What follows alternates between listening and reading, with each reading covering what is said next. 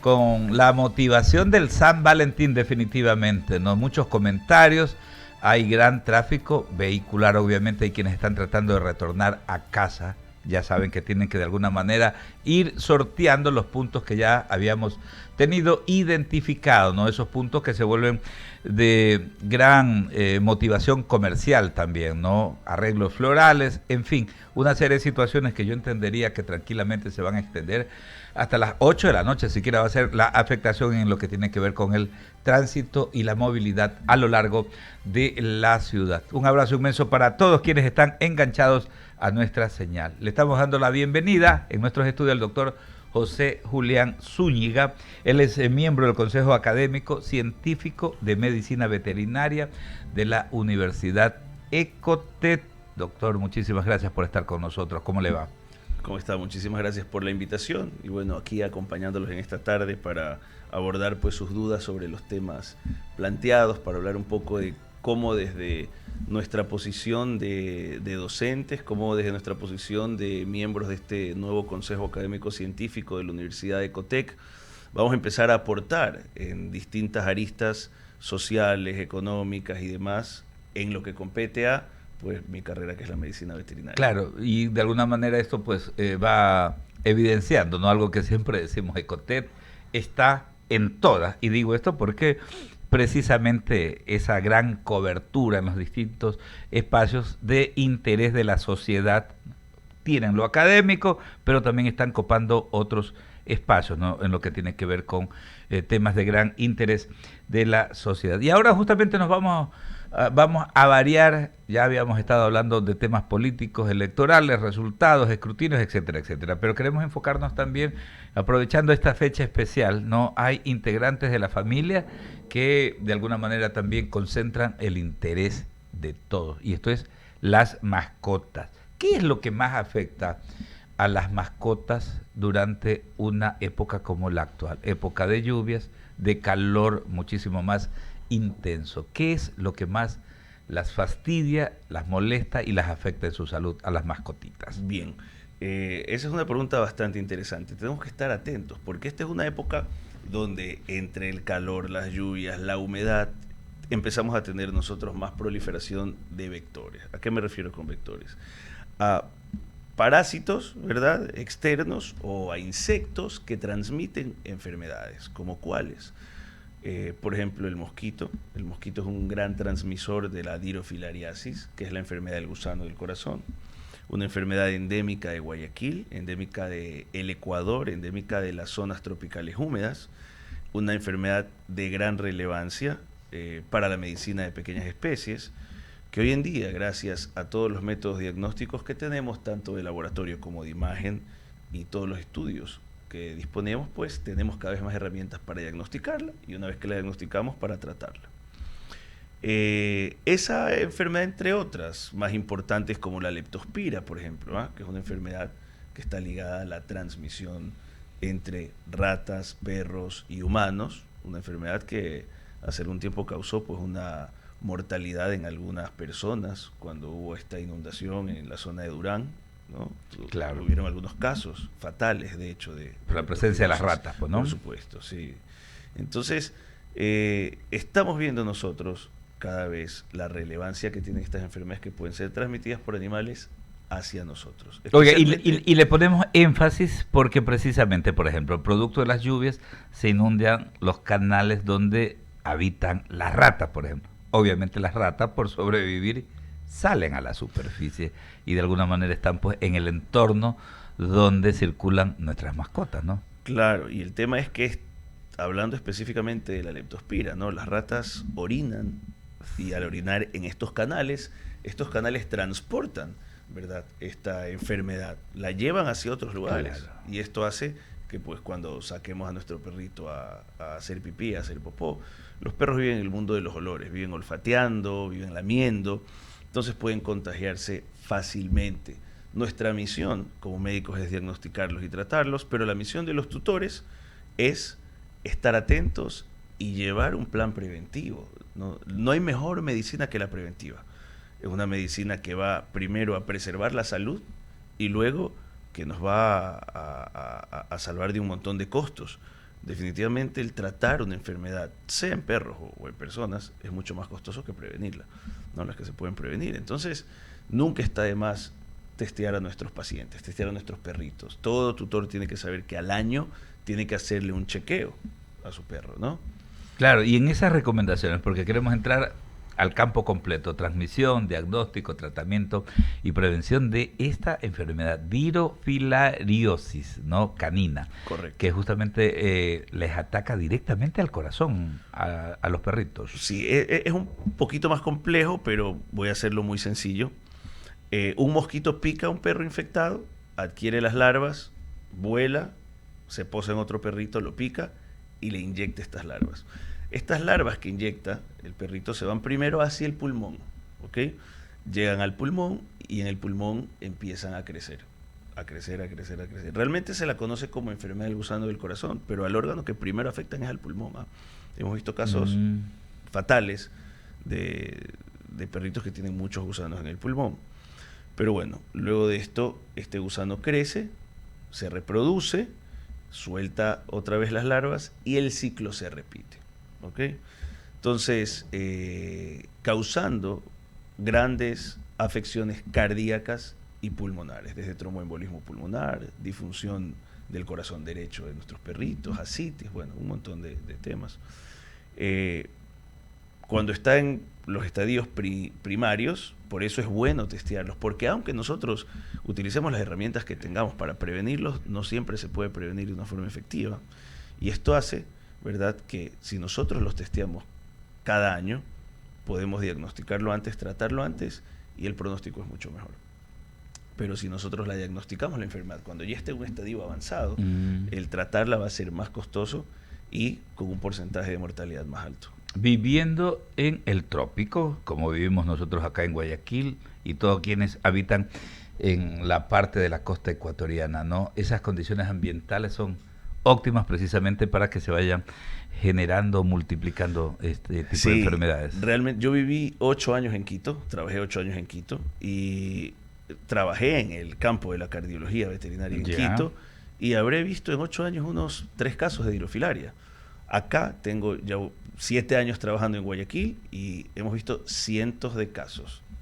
Cientos de casos. Entonces, definitivamente es una enfermedad por la que nos tenemos que preocupar. Y ojo, no se le da mucha relevancia con el tema zoonósico, es decir, con el tema de transmitir esta enfermedad al humano. Es verdad que no es muy común, pero hay casos reportados. Se puede dar. Se puede dar. La diferencia es que cuando esta larva llega al pulmón, el pulmón de las personas hace una reacción y engloba, por decirlo de alguna forma, a esta larva, ¿sí?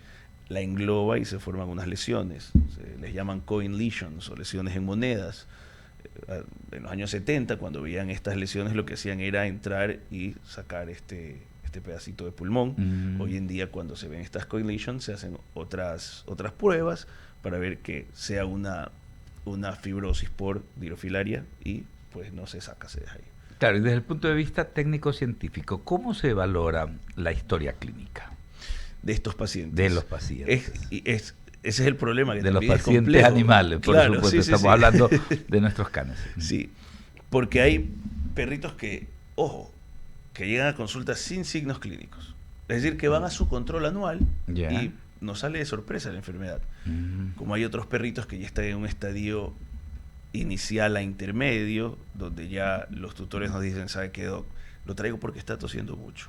Doc, lo traigo porque antes salíamos a caminar media hora y estaba todo bien, ahora salgo a caminar media hora, pero a los 10 minutos ya está cansado, ¿no? Entonces, estos pequeños signos que son inespecíficos, a una persona que vive en estas ciudades del Ecuador de climas tropicales húmedos, tienen que alertarlos, ¿sí?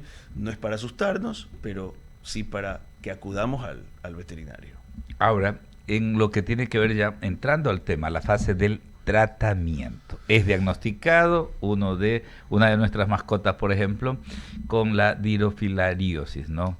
¿Qué es lo que primero hay que hacer? Bien, tenemos nosotros 2 tratamientos propuestos internacionalmente, uno que es de la American Heartworm Society, que es una sociedad norteamericana que se encarga de estudiar esta enfermedad, y otra sociedad que es la Sociedad de Angiostróngilus y Dirofilaria Europea. Ambos tienen protocolos similares, pero no son, o sea, son similares pero no iguales, no tienen Pero no sus igual. diferencias. Entonces, acá en Latinoamérica, lo que nosotros hacemos es modificar un par de cositas del protocolo y es un protocolo largo. Justo ahora estos temas los trataremos en este, dentro del marco de la primera reunión de, de todo este, de la universidad, De la de la universidad. Universidad de Ecotec, para ver qué protocolo podemos proponer, por ejemplo, ¿no? El protocolo se basa primero en darle antibiótico durante 30 días. Después de los 30 días de antibiótico, el paciente descansa 30 días más. Luego de eso tiene que regresar al hospital Ya. a inyectarse una droga especial. Es un derivado del arsénico, es una droga fuerte. Fuerte debe Sí, ser, ¿no? sí, súper fuerte, pero es el único adulticida, ¿sí? Luego de eso se va a casa, descansa nuevamente y regresa a los 30 días para 2 dosis seguidas. Entonces, dentro de este ¿Qué consejo... se logra? ¿Se elimina bacterias, parásitos? En la primera fase, que son los 30 días de antibiótico, nosotros le vamos a dar un antibiótico que va a matar una bacteria que se llama Wolbachia. Esta bacteria que se llama Wolbachia, por decirlo de alguna forma, protege al gusano adulto. Ah, caramba. No solo lo protege, sino que aparte de eso le da las propiedades para que pueda reproducirse. Al darle nosotros un mes de antibiótico, matamos la Wolbachia que lo está protegiendo, desnudamos al parásito, inhibimos la capacidad de reproducción y lo dejamos listo para que cuando inyectemos nosotros el adulticida, ¿sí? Es una droga que se llama imiticide, esta droga pueda actuar de forma eficaz, ¿sí? Ahora, se ha visto que una dosis no es suficiente, es por eso que se dan 3 dosis. La primera dosis después en 30 días y de ahí al día 60 se dan 2 dosis seguidas, ¿sí? Y de esta forma se elimina el adulto. ¿El tratamiento deja afectado a la mascota? Se describe... La utilización, ¿no?, de todos estos medicamentos. Sí, se describe en la literatura que al morir los parásitos puedan soltarse y puedan irse hacia el pulmón, aunque ya están dentro de él, y causar una tromboembolia verminosa o un tromboembolismo por gusanos, que honestamente dentro de los años que tengo tratando esta enfermedad no lo he visto, no he visto este efecto, aunque está descrito. He visto tromboembolismos verminosos y tromboembolismos por coágulos en perros con dirofilaria, pero que llegan ya en esta situación de emergencia. Y hay otros efectos más leves, como por ejemplo, como es un producto fuerte, como le decía, derivado del arsénico, si se inyecta intramuscular superficial puede causar una quemadura en el músculo y la piel. Por eso la recomendación es inyectarlo intramuscular profundo, en la musculatura lumbar, que hay una buena porción de músculo. Por el mismo vehículo y la misma droga también podría formarse una fibrosis en la zona de inyección, pero digamos que principalmente estos son los efectos adversos que podrían haber. Ahora, y justamente teniendo en consideración que se administran este tipo de fármacos, ¿qué se puede hacer de alguna manera para ayudar a recuperar, ¿no?, el debilitamiento, pongámoslo así, el debilitamiento de la mascota, ¿no? Porque obviamente va a tener un efecto la utilización de estos fármacos. Sí, lo primero, estos fármacos adulticidas tienen que ser utilizados intrahospitalarios, bajo la vigilancia de un profesional de la salud, de un veterinario. ¿Por qué? Porque nosotros tenemos que ver si esta inyección le ha dolido mucho o no, y esto es súper importante que tengamos presente ahora. Nosotros en veterinaria y en medicina humana también estamos trabajando con algo que se llama la individualización del paciente. Esto es súper importante tenerlo en cuenta, porque muchas veces los tutores llegan y te dicen: Doc, pero es que yo tenía otro perrito y a otro perrito le pasó esto, y a mi otro perrito no le dolió, y porque este sí se lo inyectó mal. No, no es eso. Es igual que todos, que lo que nos pasa a todos nosotros, ¿no? Hoy en día, post-COVID, el COVID nos enseñó un montón. Siempre lo converso con médicos humanos y veterinarios. Nosotros podíamos tener 5 pacientes con la misma edad, con los mismos hábitos, con un hemograma muy similar, con una bioquímica muy similar. Sin embargo, a esos 5 pacientes el COVID les pegó diferente, ¿no? Porque cada organismo es cada organismo. Exactamente. No podemos generalizar. Claro. Estas poblaciones que entran dentro de estudios y dentro de trials clínicos, obviamente tienen un criterio de inclusión, pero aún así no podemos nosotros esperar de una enfermedad o de un tratamiento la misma respuesta entre incluso un paciente y otro. En los integrantes de una misma unidad familiar. Totalmente. ¿No? O que vayan parejos en edades, parecidos genéticamente. Nada de eso, o sea, cada quien es cada quien, ¿no? Así es. Cada individuo tiene características que lo hacen único e irrepetible. Dios nos ha hecho así, ¿no? Únicos e irrepetibles. Entonces, y esto es con todo, hasta con la respuesta a las enfermedades. ¿No? Entonces, Qué cosas, ¿no? Sí. Qué cosas. Tremendo.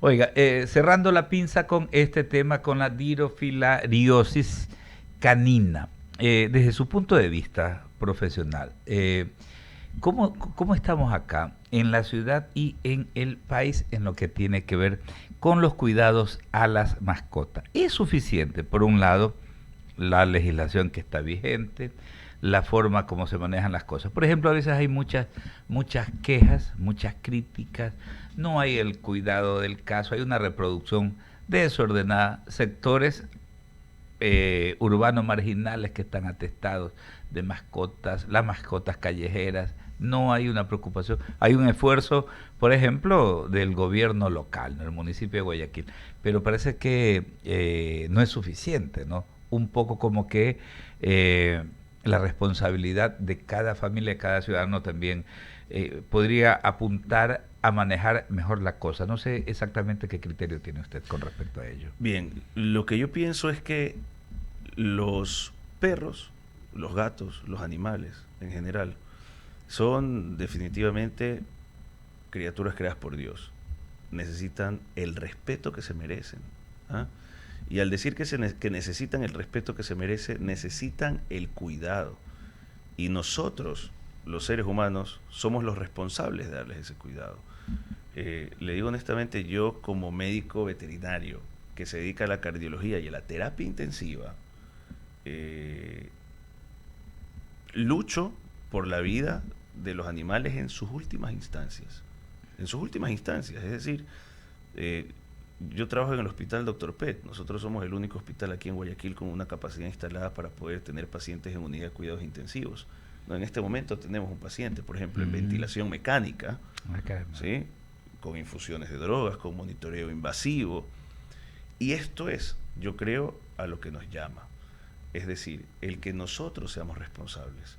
Hablando de las leyes, yo creo que las leyes aún son muy blandas en varias cosas con lo que respecta a la tenencia responsable, con lo que respecta a hasta dónde tenemos que llegar nosotros, no solamente como tutores, sino como compañeros de estos perros callejeros. Claro.